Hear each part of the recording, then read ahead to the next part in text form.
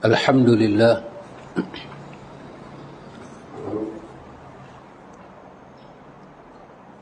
Alhamdulillah qail wa tubu ila Allah ayyuhal mu'minuna la'allakum tuflihun. Allahumma ati nafsi taqwaha wa zakkiha anta khairu man zakkaha anta waliyuha wa maulaha. Jazakumullah wa uhibbukum fillah. Usikum wa iyaya bitaqwallah faqad faza man ittaqa. Alhamdulillah ikhwan, dengan limpah kurnia daripada Al-Mannan, daripada Al-Karim, kita boleh menyambung bacaan kita daripada zuhud dan kelembutan hati pada bab yang ke-12, iaitu bab taubat. Bab taubat, Dr. Ahmad Farid bagi penjelasan pada kita. Dia kata pada bab ini dia banyak mengambil kutipan daripada tulisan Imam Ibn Qayyim dan Imam An-Nawawi. Ibn Qayyim dalam Madarijus Salikin, An-Nawawi di dalam Riyadhus Salihin. Baik, kata dia taubat dari dosa dengan cara kembali ke Zat yang Maha mengetahui perkara gaib, Maha pengampun setiap dosa, adalah langkah pertama yang ditempuh oleh orang-orang yang berjalan menuju kepada Allah. Modal ataupun bekal orang-orang yang berhasil. Langkah pertama yang dilalui oleh orang-orang yang menginginkan keredaan Allah. Kunci istiqamahnya orang-orang yang condong kepada Allah, dan merupakan tempatnya orang-orang terpilih yang mendekatkan diri kepadanya. Itu lebih kepada perkataan yang diungkap oleh Imam Ibn Qayyim Al-Jauziyah dalam Madarijus Salikin. Taubat adalah manzilah yang pertama, manzilah pertengahan dan manzilah yang terakhir, iaitu tempat pertama, stesen kita yang pertama, jalan kita. Ia tidak akan terlepas keberadaannya dari seorang hamba yang berjalan menuju Rabbnya. Ia sentiasa berada di sana sampai mati, meskipun hamba tersebut derajatnya berpindah. Akan tetapi taubat akan selalu. Ini satu perkara yang menarik disebut oleh Imam Ibn Qayyim, bahawa taubat adalah permulaan jalan dan taubat adalah pengakhiran jalan. Inilah yang disebut oleh Nabi tentang innamal a'malu bil khawatim, bahawa amalan itu pada penyudah. Juga Nabi menyebut innamal a'malu bin niyat pada awalnya. Tapi Nabi juga menyebut innamal a'malu bil khawatim, bahawa amal itu juga dilihat kepada penyudahnya. Kemudian penulis membawa kita dalil Allah Ta'ala menyebut tentang taubat. Ikhwan, penulis nak menyebut tentang dalil yang berada pada ujung ayat, iaitu ujung sekali ayat, wa tubu ilallahi jami'an ayyuhal mu'minuna la'allakum tuflihun. Itu yang penulis nak kaitkan dengan tajuk. Tapi penulis kerana ini adalah berada dalam satu ayat, penulis bawa ke semua ayat, saya hanya nak pergi kepada tajuk, iaitu ayat yang menjadi point daripada tajuk kita. Bawah sekali itu, yang Arab tu, yang dalam Quran itu, bawah sekali sebelum 31 tu, wa tubu ilallahi jami'an ayyuhal mu'minuna la'allakum tuflihun. Dan bertaubatlah kamu semua kepada Allah, wahai orang-orang yang beriman, agar kamu beruntung. Penulis kata ayat ini berada dalam surah Madaniyah. Allah menyeru kepada ahli iman, kepada orang yang dipilih di antara makhluknya agar mereka bertaubat kepadanya setelah mereka beriman. Mereka bersabar, berhijrah dan berjihad. Kemudian Allah mengaitkan keberuntungan dengan taubat. Allah ia memakai kata la'alla sebagai izin bahawa apabila kalian bertaubat demi mendapatkan keberuntungan, maka keberuntungan tidak akan diharapkan kecuali oleh orang-orang yang bertaubat. Semoga Allah menjadikan kita salah satu daripada mereka. Penulis membawa kepada kita ayat Al-Quran lagi pun sama, iaitu pada ujung ayat daripada ayat 11 surah Al-Hujurat ini, iaitu pada perkataan wa man lam yatub fa ulaika humuz zalimun. Terjemahan dia, barang siapa tidak bertaubat, maka mereka itulah orang-orang yang zalim. Allah membahagi hambanya menjadi dua, hamba yang bertaubat dan hamba yang zalim. Tidak ada bahagian ketiga setelahnya. Kemudian ia menisbatkan kezaliman bagi orang yang tidak bertaubat, dan tidak ada yang lebih zalim dari orang tersebut. Hal itu dikarenakan ketidaktahuannya terhadap Rabbnya, terhadap kewajipannya dan penyakit dirinya, serta rosaknya amal yang dilakukannya. Rasulullah SAW telah bersabda, ya ayyuhan nasu tubu ilallahi fawallahi inni la atubu ilaihi fil yaumi aktsaru min 70 marratan. Wahai manusia, bertaubatlah kepada Allah. Demi Allah, sungguh, demi Allah, aku sungguh bertaubat kepadanya lebih dari 70 kali dalam sehari. Padahal dia adalah orang yang paling mengenal Allah Subhanahu wa ta'ala. Taubat adalah kembalinya hamba kepada Allah dan terpisahnya dari jalan orang-orang yang dibenci dan orang-orang yang sesat. Ikhwan, ini yang last kali ini dia kata taubat adalah kembalinya hamba kepada Allah dan terpisahnya dari jalan orang-orang yang dibenci dan orang-orang yang sesat. Yang ni adalah kita kata ini adalah satu poin yang cukup besar daripada yang kita baca daripada awal ke sini. Yang ni kita kena ingat. Bila kita sebut taubat, yang ni kita kena ingat. Saya fikir sepatutnya itu diletak di awal. Mungkin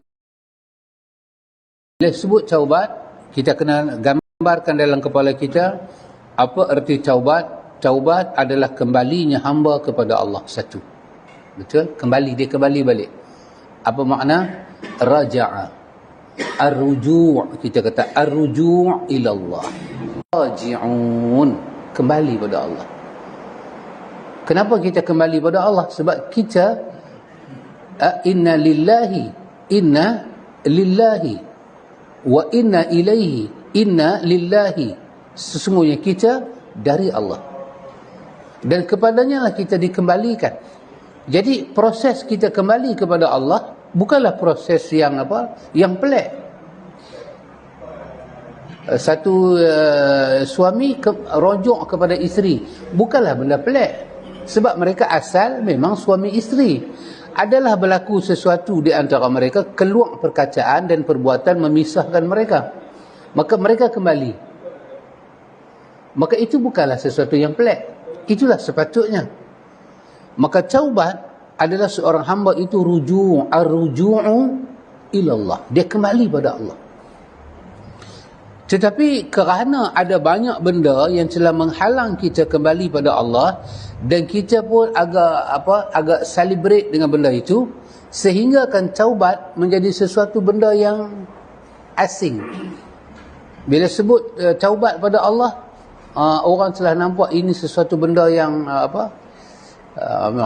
kembali pada Allah ni habislah kita. Maka sebenarnya anggapan itu yang asing, bukan taubat tu yang asing. Satu. Yang kedua, penulis kata, apa itu taubat?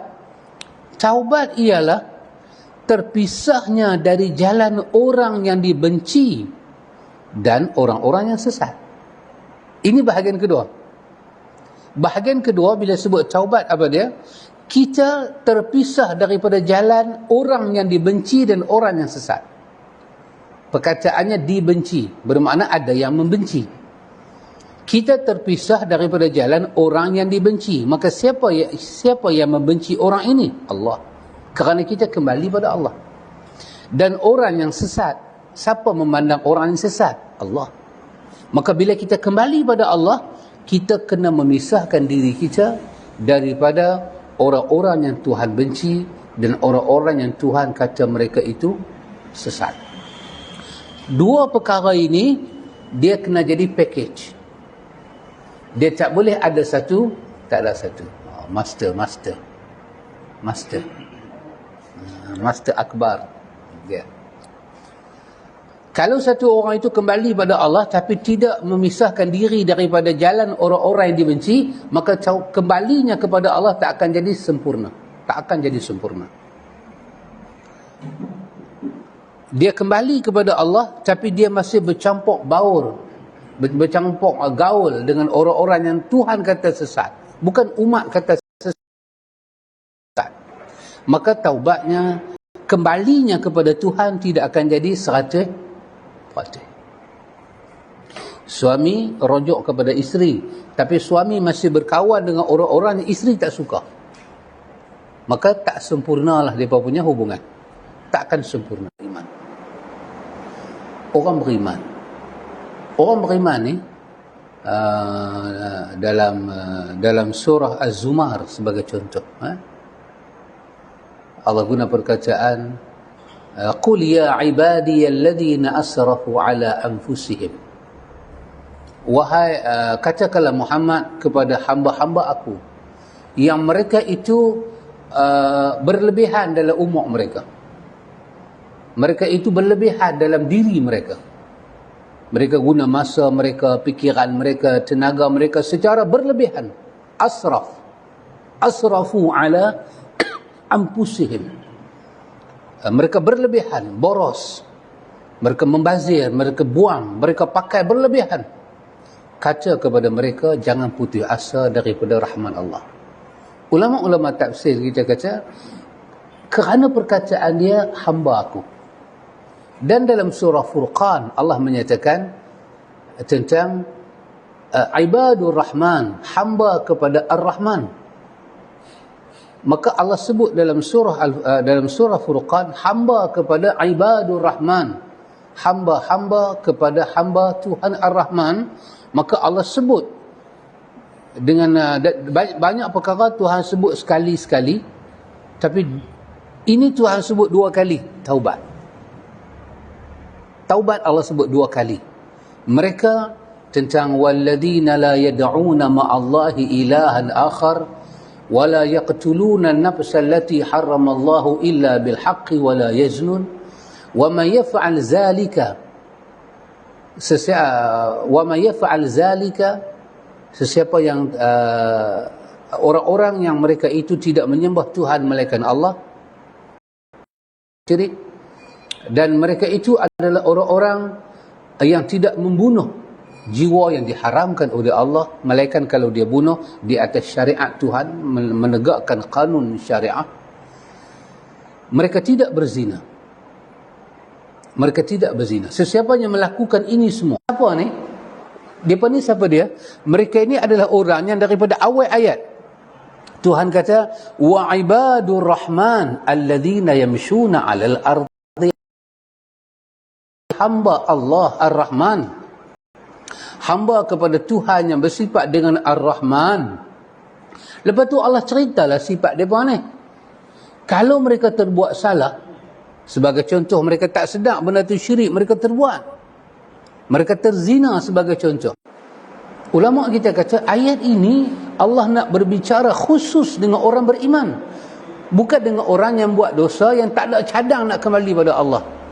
Khusus Allah cerita tentang orang beriman. Ya, orang beriman itu dia teruji dengan tersalah, teruji dengan tersilap, sampai pada peringkat ayat ni kata mungkin dia terbunuh orang, mungkin dia terzina, tapi Tuhan kata jangan putus bahawa Allah tak akan ampun dah kamu. Allah nanti ubah seluruh kesalahan mereka itu menjadi kebaikan di sisi Allah dengan taubat itu. Wa kana Allahu ghafuran rahima.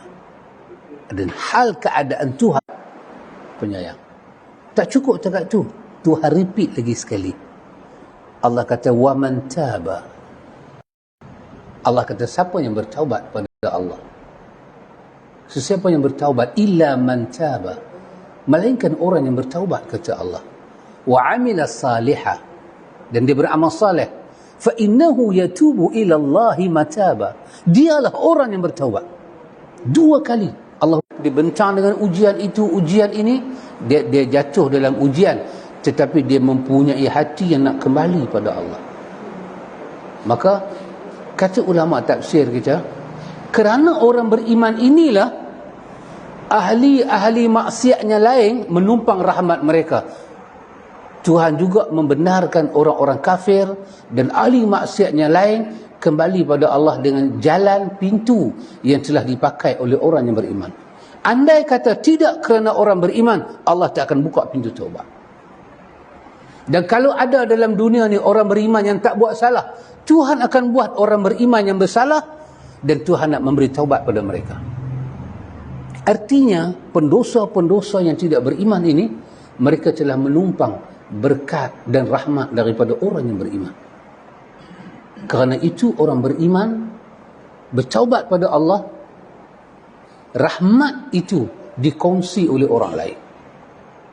Sampai Allah kata pada orang kafir, kalau kamu meninggalkan kekufuran kamu, Allah akan menerima kamu. Kenapa? Kerana orang beriman ni. Subhanallah ikhwan.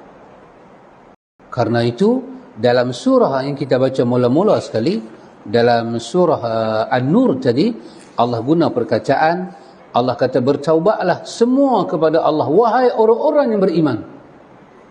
Allah guna perkataan itu. Watubu.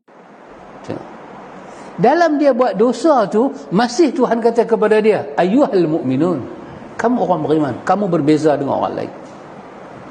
Kamu orang yang tidak merancang untuk salah, dan kamu tersalah. Kamu bukan orang yang keras hati dan degil. Kamu orang yang mudah kembali pada Allah. Maka bila kamu terjebak seperti orang yang beriman. Sedangkan kesalahan mereka di atas ini adalah kesalahan yang dibuat oleh orang beriman juga. Menghina orang, pandang rendah kepada orang, panggil orang dengan nama yang buruk-buruk. Tapi orang beriman kalau terlibat dengan dosa ni, dia cepat-cepat nak bertaubat. Bila orang sedarkan dia, orang insafkan dia, dia cepat-cepat nak kembali. Tak ada iman ni, lam yatub. Satu kita kena tahu apa dia ikhwan, iaitu satu perkara penting, iaitu nilai diri kita. Nilai diri kita. Di mana nilai diri kita? Kita di sisi Allah. Kita ni di sisi orang, kita duduk dalam keadaan ramai-ramai, kita mungkin nak buat benda salah, tapi kita tak buat. Pasal ada mata-mata yang melihat. Dan kita tahu risiko dia. Maka itu bukanlah nilai diri kita. Nilai kita ialah kita di sisi Allah. Kita di sisi Allah ni dalam dua keadaan. Kita dalam keadaan ramai-ramai dan kita dalam keadaan seorang-seorang. Ketika kita duduk seorang-seorang, kita langgar tak perintah Tuhan. Itulah nilai kita. Ketika kita duduk seorang-seorang, kita teringat tak nak ingat pada Allah. Itu nilai kita. Itulah kita di sisi Allah. Adapun ketika kita dengan orang ramai, kita zikir, kita mungkin ada orang yang kita hormat, ada orang yang kita respect, dan kita tahu kesan kita marah tu, mungkin ada orang yang boleh mengambil tindakan pada kita. Tapi ketika kita bersendirian, kita dapat dah amal sunnah itu. Jangan marah ketika bersendirian. Ada kita tengah baca telefon kita kan, kita dapat satu berita yang buat kita marah, kita balik tak handphone tu sebagai respon kepada marah. Itulah kita. Jangan kita tengok kita ketika kita dapat kontrol marah di depan khalayak ramai. Tapi kita dapat tahan marah kita ketika orang tak nampak kita. Itulah kita. Dan Tuhan nak tengok kita dalam wajah yang sebenar di sisi dia. Pasal itu dalam hadis Muslim, Nabi bercerita tentang seorang dibuang ke dalam neraka. Terborai urat perut dia. Seperti mana himar, gila. Duk pusing, pengisak. Jadi tak tentu arah. Sampai ahli neraka pun kata, ya fulan, malaka. Fulan, pasal apa ni? Dia adalah satu orang yang ketika hidup mengajak manusia kepada ma'ruf, mencegah manusia kepada mungkar. Dia adalah orang yang ketika hidup membawa manusia kepada ma'ruf, mencegah manusia kepada mungkar. Tetapi Allah yang maha mengetahui sebenarnya dia di sisi Allah tu macam mana. Maka ketika dia bersendirian, apa yang diajak kepada orang dia tak buat, apa yang dilarang pada orang itu yang dia buat. Maka Allah buang dia ke dalam neraka dalam keadaan terborai usus perut dia, macam mana himar duduk pengisak gandum itu terborai-borai di dalam neraka. Sehingga ahli neraka berkata, apa keadaan kamu ini? Ahli neraka terkejut dengan keadaan dia, kerana kami melihat engkau dengan nilai yang baik, tapi Tuhan yang maha mengetahui nilai dia. Lepas itu ada orang yang dia mati syahid, ada orang yang ramai, kita boleh semayang, boleh fardu, kita boleh sunat, kita boleh zikir pagi petang tanpa kita tinggal, kita boleh syarah sana, kita boleh syarah sini, tapi ketika kita bersendirian, hanya kita dengan Tuhan, di situlah kita boleh tahu kita ini hamba dia. Yang seperti kata Abdullah bin Mas'ud, Allah ditaati tidak didurhakai, Allah diingati tidak dilupai, Allah disyukuri tidak dikufuri. Mampu tak kita buat ketika saat istimewa kita, saat yang paling memuncak kita dengan Tuhan, kita buat tak benda tu? Kita dengan suami isteri sekalipun depan orang, kita boleh pegang tangan, kita boleh apa, tapi betul-betul bila kita masuk dalam rumah, apa kita dengan dia? Masa muka ke? Kasar ke? Itulah kita. Itulah kita. Maka yang bahagian kita yang sebenar inilah yang Tuhan nak tengok, yang Tuhan nak nilai. Inna akramakum indallahi, yang paling mulia di sisi Allah. Inna akramakum, yang paling mulia di kalangan kamu di sisi Allah. Ini Tuhan kata, attaqakum. Jadi kerana itu, apa yang penulis rumuskan kepada kita pada awal tadi ikhwan, iaitu taubat, kembali pada Allah dan memisahkan diri dengan orang yang dibenci dan sesat, itu adalah betul. Pada bicara ini, pada bahas ini, pada buhus ini adalah benda yang betul. Sangat betul. Sangat tepat. Maka siapa kita? Siapa kita? Kita boleh tahan marah tak? Kita boleh sabar tak? Kita ada sifat malu ke tak? Kita berzikir pada Allah tak? Kita tilawatul Quran tak? Kita orang yang ingat Allah ke tak? Rasa tak takut pada Allah? Maka 7 golongan yang disebut oleh Nabi dalam hadis itu, salah satunya ialah rajulun, kan? Satu orang yang bangkit tengah malam, fafadan ainahu, berlenang air mata dia. Kenapa? Kerana dia ingat Allah dan dia takut pada Allah. Ketiga apa? Seorang-seorang. Kalau saya berceramah, saya cerita pasal syurga, cerita pasal neraka, ayat mata saya turun. Mungkin ada penyebab dia. Tanpa dinafikan, mungkin lembut hati juga. Tetapi mungkin ada sebab lain. Tetapi ketika seorang-seorang, saya yang belajar ilmu, saya munakasyah balik ilmu tu bersendirian, saya baca Al-Quran, saya baca tafsir, ketika keseorangan, berlaku tidak berlaku pada siapa pun tak ada, saya buka tafsir, saya baca, wajilat qulubuhum, getar hati. Seperti kata Osman Taha yang duk tulis Quran Mesir tu kan, di Saudi. Osman Taha dia yang duk tulis Quran, tulis dengan tangan, dia yang tulis Quran. bila orang pergi, umur dah hampir 90 tahun dah, dia khidmat untuk menulis Quran. Dahsyat dia. Tulis Quran. Bila sampai pada ayat-ayat cerita tentang neraka, tangan dia tak boleh jalan, dia kata. Dia tak boleh nak pergi. Kerana dia ada satu hubungan dengan Quran, getaran Quran tu bagi. Puluh tahun dia kata. Hampir separuh daripada hidup dia, kerja dia menulis Quran saja. Getaran, seorang-seorang. Kita menangis dalam khutbah jemaat, kita menangis dalam sembahyang malam, depan kita makmum yang banyak. Mungkin betul. Tapi itu belum ada apa-apa nilai. Belum ada. Kita semua, kita di rumah kita ada tafsir kan? Kita buka, kita baca. Tiba-tiba ayat mata kita nak rasa turun. Itulah hakikat kita. Kalau seorang-seorang kita baca sebanyak ayat, kita hafal, kita tengok makna dia, kita berbincang dengan isteri dan keluarga kita, ayat mata kita tak turun pun. Tapi bila kita bercakap di hadapan orang, mudah sangat ayat mata kita turun. Bermakna kita ada dua hati dengan Tuhan. Ketika kita berhadapan dengan Tuhan, kita ada hati yang keras, dan ketika kita berhadapan dengan orang ramai, kita ada hati yang lembut dengan Tuhan. Bahagian ini Tuhan tak suka. Tuhan mau kita dan hati kita hanya bersendirian dengan dia. Maka itu perkara yang penting kita kena tahu. Nilai kita di sisi Tuhan apa dia? Ketika kita bersendirian dengan dia. Kita dah tangan, kita minta ampun, terasa dah. Wajilat qulubuhum wa idza tuliyat alaihim ayatuhu zadatuhum. Rasa tak sini tawakal pada Allah, percaya pada Allah. Rasa kata wa ala rabbihim yatawakkalun. Tawakal itu naik. Ya. Subhanallah, ikhwan. Satu. Yang kedua, kita kena ingat dalam bab taubat ni apa dia?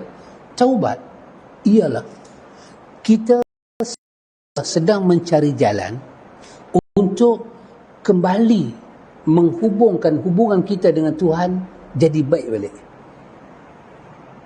Bermakna selama kita bertaubat, penulis kata tadi apa? Kita tinggal jalan orang yang Tuhan benci. Kita tinggal jalan orang yang Tuhan buat apa? Kalau dengan kita perbanyakkan sembahyang sunat, dengan kita banyakkan zikir, dengan kita banyak qada balik amal-amal salih yang kita tertinggal, sekian banyak tertinggal, kita qada balik amal-amal salih, itu boleh menjalinkan balik hubungan dengan Tuhan. Kita pasti buat. Kerana kita terfikir pada perkataan Tuhan kata faulaika yubaddilullahu sayiatihim. Allah nak ganti as-sayiat dengan plural. As-sayiat bukan sayi'ah, as-sayiat seluruh kejelekan, kejahatan, keburukan, yubaddilullah, Tuhan ganti, Tuhan tukar menjadi apa? Al-hasanat, kebaikan demi kebaikan. Jadi orang yang bertaubat ini adalah orang yang bekerja keras, repair balik hubungan dia dengan. Dan kita akui dalam hidup kita, apabila ada hubungan retak, nak jaling balik macam mana? Kita dengan kawan-kawan, kita dengan mak, kita dengan bapa, anak pinak, adik-beradik, ipar, saudara mara. Ya, nak jaling balik itu macam mana? Dan kita kena tahu ini satu mujahadah yang keras. Apa saja yang boleh mendatangkan cinta Tuhan pada kita, kita akan pergi ke situ. Kalau kita kembali pada Tuhan, kita bersikap seperti sedia kala, maka kita cakap macam biasa, kita buat macam biasa. Kalau kepada orang pun dia akan tanya balik, apa tujuan hang buat dengan aku? Kalau perangai hang tak berubah. Kalau satu perempuan kata kepada suami dah, bang kita baiklah bang, saya tak ada dah perangai lagu tu dah. Okeylah, suami pun kata kita rojok lah. Habis rojok, dia buat balok liat dia balik. Mangkit pukul 10, nasi tak masak. Laki kata nak makan apa? Dia kata kedai banyak abang, takkan yang tu pun nak memerap. Laki kata apa tujuan hang rojok dengan aku ni? Apa tujuannya hang menangis hari tu? Perangai ni, pasal perangai ni lah kita berpisah. Pasal apa lepas kita rojok, perangai ni juga ada kat hang? Apa dia? Apa maksud kita rojok ni? Baru kita saya taubat lah, istighfar lah, menangis. Lepas tu, semayang tak juga. Menjaga diri daripada perkara-perkara yang tak juga. Benda-benda yang kata tadi, benda Tuhan benci, dia buat juga. Apa tujuan dia rojok? Maka, repair balik hubungan. Repair balik hubungan itu adalah sesuatu yang dipanggil mujahadah. Apa makna mujahadah, pakcik? Struggle. Betul. Kita struggle. Kita nak repair balik hubungan. Bukan kita nak repair hubungan zahir. Hubungan batin dengan Tuhan. Sebab kita nak repair dengan siapa? Yang maha mengetahui kita zahir dan batin. Sangat menakutkan. Kok mana kita nak lakon dengan dia, Paman? Pakcik Tamim. Saya baru tahu nama pakcik hari ni. Pakcik Tamim. Pakcik Bakar, Pak. Sahabat Arifin. Kalau tambah Zul, dahsyat lah. Zul Arifin kira dahsyat lah. Apa? Tamburo. Yang Tarzan Melayu tu. Yang Zul Arifin berlakon pakai topeng. Tamburo. Tumbiro. Maksud? Tumbiro. Itu Tarzan Melaya. Ya. Jadi apa tujuan? Maka kerana itu kita kena sabar.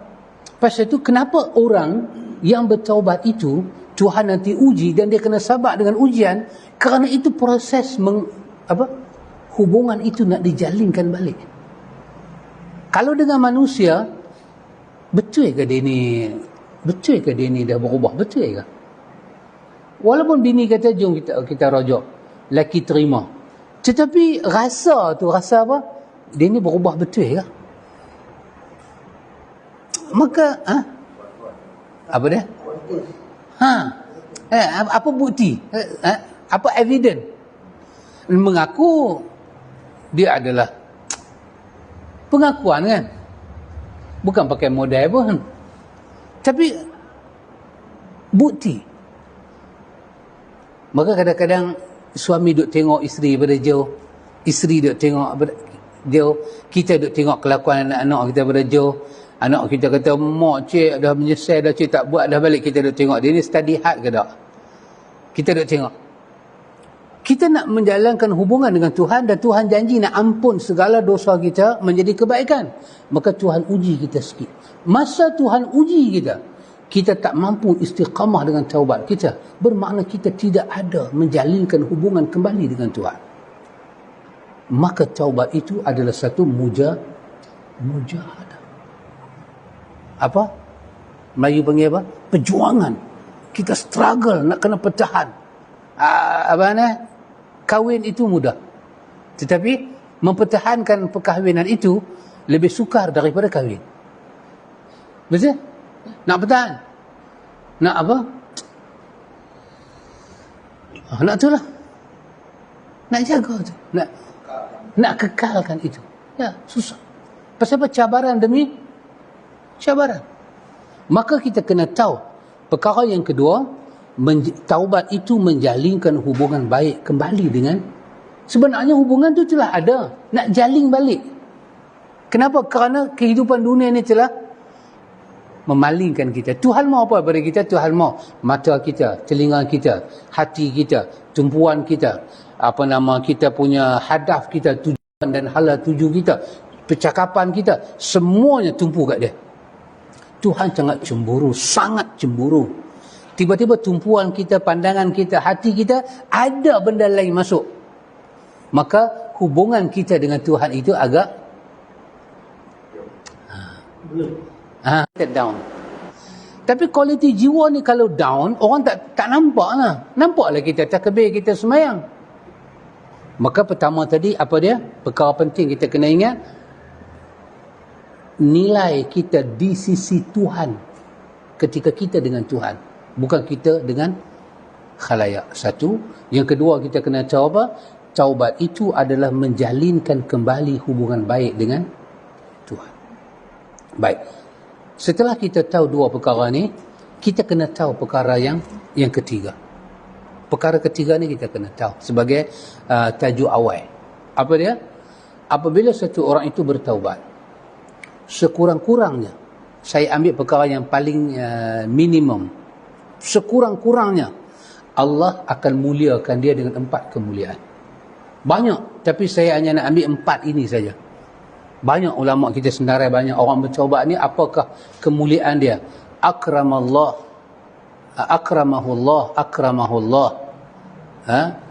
Allah Ta'ala muliakan dia bikaramat, dengan beberapa kemuliaan. Tapi yang saya nak ambil ini cuma 4 karamat, 4 saja. Daripada pada saya punya ulama tulis, saya ambil 4 benda. Boleh memang? Semalam daripada 23 kita ambil berapa memang? 5. Daripada 5 kita ambil 1. Yang ni daripada banyak belah-belah ulama tu tulis khuruj minadz-dzunub. Tuhan keluarkan dia daripada dosa dia seperti dia tidak berdosa. Tuhan khurujkan dia minadz-dzunub, keluarkan dia daripada dosa seperti dia tidak berdosa. Maksudnya Allah kata, ya ayyuhalladzina amanu tubu ila Allahi taubatan nasuha. Asa rabbukum an yukaffira ankum sayyi'atikum wa yudkhilakum jannatin tajri min tahtiha al-anhar. Allah keluarkan dia daripada, bagi kepada dari syurga. Orang yang masuk syurga ni, kaki dia langkah masuk syurga, nama dia tertulis sebagai ahli syurga adalah orang yang sebesar zarah habuk pun tak lekat dosa pada hati dia. Orang lain kalau nak masuk syurga, Tuhan cuci habis-habisan, dosa dia macam tak berdosa. Tengok ayat tadi kata, yubaddilullahu sayyi'at, Allah ganti kejahatan dia menjadi kebaikan. Subhanallah. Dan bila Allah cuci ni semua ni, Allah nak letak dia atas mana? Syurga. Oh, subhanallah. Semalam saya cerita sikit kan tentang apa? Itulah. Yang satu orang tua nak masuk tandas tu.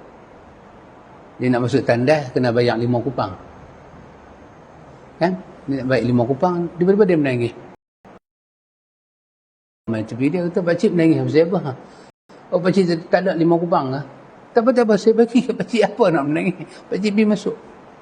Dia kata ke orang muda ni, dia kata pakcik menangis bukan pasal 5 kupang. Pakcik rasa duit pakcik ni nak beli tandas ni pun boleh. Habis pakcik menangis pasal apa? Muamalat yang kotor. Takkan 5 kupang tu boleh dibayar untuk syurga. Pakcik rasa, adakah amal pakcik ni? Oh, subhanallah. Tengok. Tak apalah, moral of story itu ada.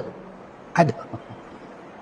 Allah nak bagi orang masuk dalam syurga ni, Allah tak mau sikit abuk dalam diri dia teringat pasal dunia.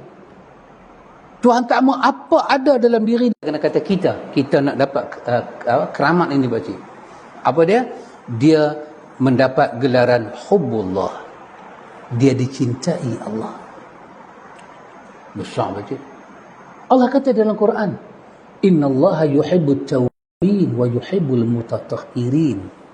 Allah mencintai orang yang bertaubat. Allahu akbar. Allah cinta dia. Betul, Master? Benda lain kita senang bagi ke orang, hati susah bagi ke orang, Master. Cinta. Ada belah-belah. Bukan ni yang ulama tulis, yang saya ambil daripada belah-belah daripada tulis tu saya ambil. Yang ketiga, hifzahu minasyaitan. Allah bagi penjagaan dia daripada syaitan selama dia ada hubungan taubat dengan Tuhan. Minad dunia. Allah menjaga keamanan diri dia daripada takut ketika dia nak meninggalkan dunia pada orang yang bertaubat. Nabi menyebut, Aisyah menyebutkan, Nabi masukkan tangan Nabi ke dalam bekas air, disapu di dada dia kan. Nabi kata, inna lil mauti sakarat, la ilaha illallah, Allahumma a'inni ala ghamaratil maut. Ya Allah, tolonglah aku, mudahkanlah aku menghadapi mati. Allah bagi kemudahan tu pada dia. Ya. Kenapa? Maka Allah mengambil fadilat pada orang yang bertaubat bagi kepada yang bertaubat masa dia nak mati, Allah akan bagi pada dia hawin, kemudahan untuk menghadapi sakaratul maut. Quran selalu kata pada kita, la khaufun alaihim wa lahum yahzanun. Orang yang nak mati, dia akan jadi sedih, dia akan jadi khauf, dan mula memikirkan apa yang dia nak jumpa ke depan. Dia pun tak tahu barzah lagu mana, apa lagu mana. Maka amanahu, Allah amankan dia. Cara macam mana? Seperti hadis Imam yang Allah bagi pada orang yang bertaubat. Baik. Yang keempat, perkara yang selepas ni. Tadi pertama apa dia? Kita kena tahu nilai kita di sisi Tuhan. Yang kedua, taubat itu menjalinkan kembali hubungan dengan hubbuhu. Kita kena tunjuk kita sayang kat dia. Sayang kat dia. Kenapa? Kerana Allah sayang pada orang yang bertaubat. Kita kena layan dia. Hubbuhu, sayang kat dia. Yang kedua apa dia? Yang kedua, bila kita keadaan mencela, merendahkan dia, jangan. Sama ada kita sebut depan dia ataupun kita sebut di belakang dia. Empat, apa dia? Kita mesti tolong dia, tunjuk jalan dia bagaimana nak kembali pada Allah. Empat benda ni adalah hak kita yang mesti kita tunaikan kepada kawan-kawan kita yang dikatakan sebagai orang yang dah bertaubat. Perpisahan saya dengan semua benda yang kau tak suka, saya sanggup ya Allah. So kita kena benar di atas kita punya ucapan. Dan Allah akan sebut apa pada kita? Marhaban, datanglah wahai hamba aku. Istimewa orang beriman yang bertaubat dengan orang yang tidak beriman. Orang tak beriman menumpang rahmat orang beriman. Pasal itu di antara banyak lagi benda yang ulama senarai itu apa dia? Salah satunya lagi ialah dia akan berjalan dengan cahaya di akhirat. Rabbana atmim lana nurana waghfir lana. Tuhan, bagilah kepada kami cahaya nak berjalan. Sebab apa? Bila berlaku kiamat, matahari dah tak ada, apa tak ada, daripada kubur nak pergi mahsyar gelap. Atmim lana nurana, sempurnakanlah cahaya kami. Allah bagi sama, Allah bagi dia awal. Penghisapan dia mudah. Ya, Allah pelihara dia. Allah pelihara dia. Maka nanti kita akan tengok pula, satu hari orang bertanya pada Abdullah bin Mas'ud, setelah aku bertaubat, apa aku kena buat supaya Allah terima taubat aku? Nanti Abdullah bin Mas'ud dalam riwayat